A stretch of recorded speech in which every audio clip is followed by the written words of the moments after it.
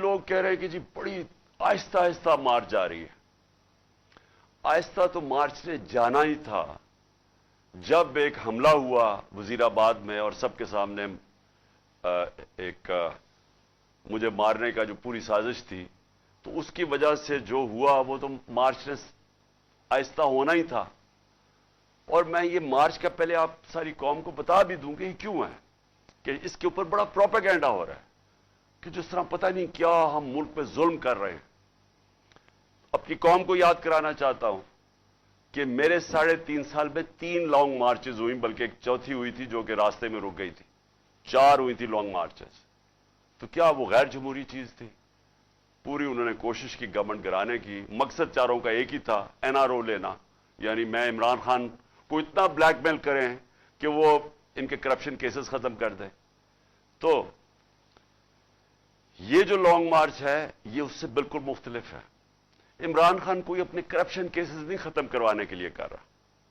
یہ ملک کے لیے بہت ضروری ہے کہ اس وقت ہم اپنا جمہوری حق، پرامن احتجاج ہمارا جمہوری حق ہے، ہم اس کو استعمال کرتے ہوئے ہم اس ملک کے اندر صاف اور شفاف الیکشنز کروائیں.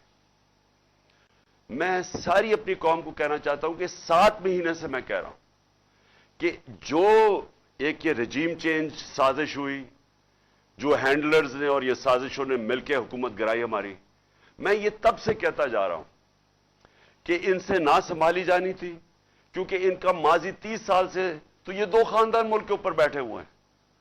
تو اگر انہوں نے کچھ کرنا تھا تو 30 سال پہلے کر لیتے. ان کے دور میں تو بنگلہ دیش بھی آگے نکل گیا، ہندوستان بھی ہمارے سے آگے نکل گیا. اس سے پہلے ہم ان سب سے آگے تھے 90 کی دہائی تک.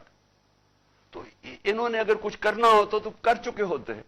تو ان کو جب جنہوں نے بھی لے کے آیا اور ہینڈلرز نے بٹھایا ہمارے اوپر، میں تو 7 مہینے سے کہہ رہا ہوں کہ یہ ملک کو تباہی کی طرف لے کے جا رہے ہیں.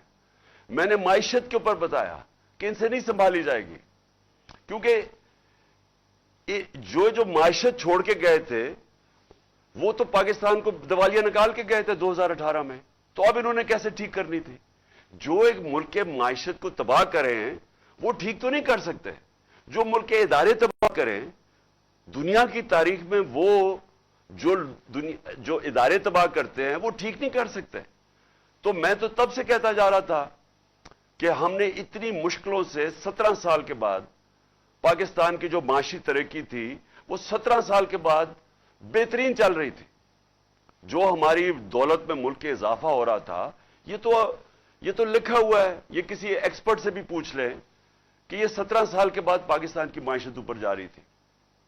سب سے بڑی بات، اور آج فیصلہ آباد میں لوگ دیکھ رہے ہیں، جو انڈسٹری ہے، جو لارج سکیل مینوفیکچرنگ ہے، جس سے اصل میں ملک کی دولت میں بھی اضافہ ہوتا ہے اور روزگار بھی ملتا ہے، وہ تو شاید 50 سال میں سب سے تیزی سے 26% پہ بڑھ رہی تھی ہماری لارج سکیل مینوفیکچرنگ، جو آج گر کے 0 پہ پہنچ گئی ہے.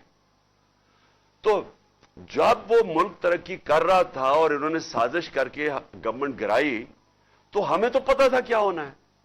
جو ہینڈلرز بیٹھے ہوئے تھے ہم ان کو بھی کہتے رہے یہ سمجھ جاؤ کہ یہ جو آپ نے ایکسپیریمنٹ کیا یہ فیل ہو گیا. آج قوم ساری سمجھتی ہے فیل ہو گیا، وہ ایکسپیریمنٹ فیل ہو گیا. بدقسمتی یہ ہے کہ کوئی کوشش نہیں کی گئی کہ ہاں غلطی ہوگی ہم ٹھیک کر لیں اس کو. اور ٹھیک صرف ایک راستہ تھا جو میں 7 مہینے سے کہہ رہا ہوں، اور وہ ہے صاف اور شفاف الیکشن. تو اس کے لیے یہ مارچ ہے. کوششیں کر رہے ہیں کہ اس ملک کے اندر اس دلدل سے ملک کو نکالنے کے لیے، جدھر ہر جو معیشت کا ہر شعبہ وہ نیچے چلا گیا.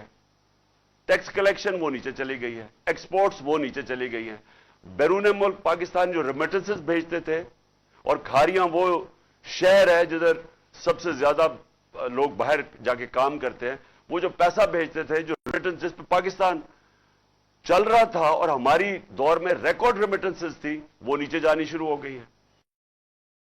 نیچے جانی شروع ہو جائیں تو سب سے بڑا سوال یہ ہے کہ اب ہم پیسہ کدھر سے لے کے آئیں گے قرضوں کی قسطیں واپس کرنے پہ. دیکھیں، جب ایک ملک کی دولت میں اضافہ ہوگا تو وہ اپنے قرضوں کی قسطیں واپس کریں گے، کیونکہ قرضے تو وہیں کے وہیں ہیں، سود ان کے اوپر لگ رہا ہے. وہ بڑھتے جا رہے ہیں. اور اس حکومت نے آ کے 3 مہینے میں وہ قرضہ لیا ہے جو ہم نے 9 مہینے میں لیا تھا. اس 3 مہینے میں اس سے زیادہ قرضہ لیا ہے جو 9 مہینے میں ہم نے لیا تھا. تو قرضے بڑھتے جا رہے ہیں, ان کے اوپر سود بھی دینا ہے, اور جو آمدنی جس سے قرضے واپس کر رہے ہیں وہ کم ہوتی جا رہی ہے. تو ملک کا تو دیوالیہ نکلنا ہے. تو اس کو کیسے ٹھیک کریں گے؟